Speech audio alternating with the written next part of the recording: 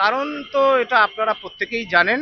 আমরা আমাদের SSC 2016 panel বাতিল হওয়ার পরে আমরা এ যাবৎ প্রায় 100 বার চিঠি দিয়েছি স্কুল সার্ভিস কমিশনের মাননীয় চেয়ারম্যান এবং রাজ্য সরকারকে, রাজ্যের মাননীয় মুখ্যমন্ত্রীকে, যে যোগ্যদের তালিকা প্রকাশ করতে হবে। মহামান্য সুপ্রিম কোর্ট অযোগ্য শিক্ষকদের তালিকা প্রকাশ করতে বলছেন বারবার, সাবজেক্ট ক্যাটাগরি ওয়াইজ। আমরা বলছি যে যোগ্যদের তালিকা দিন, সুপ্রিম কোর্টে কিউরেটিভ পিটিশন বাকি আছে। আমরা সেই তালিকা নিয়ে সুপ্রিম কোর্টে যাব। এসএসসি 2016 প্যানেলের SLST 1 যোগ্যদের চাকরি ফেরাতে হবে। রাজ্য সরকারকে যোগ্য তালিকা দিয়ে প্রত্যেক যোগ্যর ধারাবাহিকতা সহ পুনর্বহাল করতে হবে চাকরিতে। সেই দাবিতে আমরা এসএসসি অভিযানে যাচ্ছি আজকে। আমাদের সবে জমায়েত শুরু হয়েছে, আসুক দেখতে পাবেন। এসএসসির মাননীয় চেয়ারম্যান, আমরা চিঠি দিয়েছি, দেখা তো করতে হবে। পালিয়ে বেড়ালে হবে না তো। চাকরি চুরি করেছে কারা? স্কুল সার্ভিস কমিশন, বোর্ড, রাজ্য সরকার।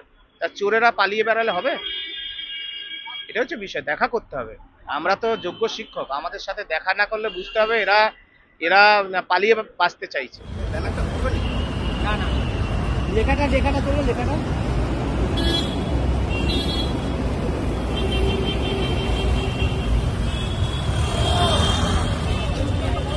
আস্তে আস্তে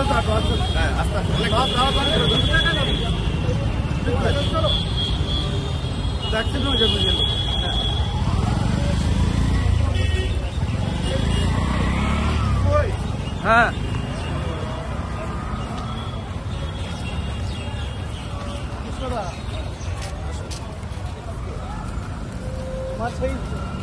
কোথায় যাচ্ছে?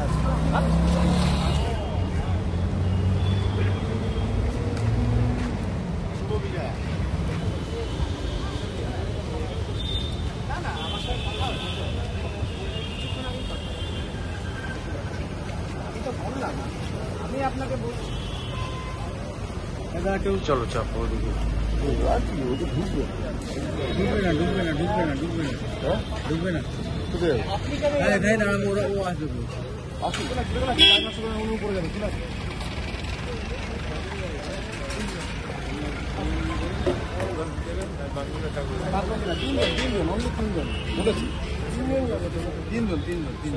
আমি বলছি মানে চেয়ারম্যানটা বলেছে একদম। আমি হ্যাঁ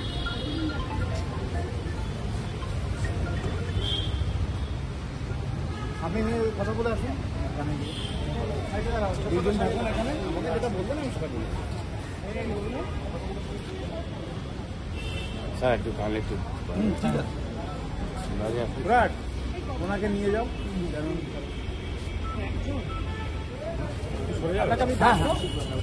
আপনাকে আমি ডাকবো। হ্যাঁ, এটা হয়ে যায়, একজন বেরোক, আমি আপনাকে ডেকে দেবো। ঠিক আছে, ক্লোজ করে দিন। হ্যাঁ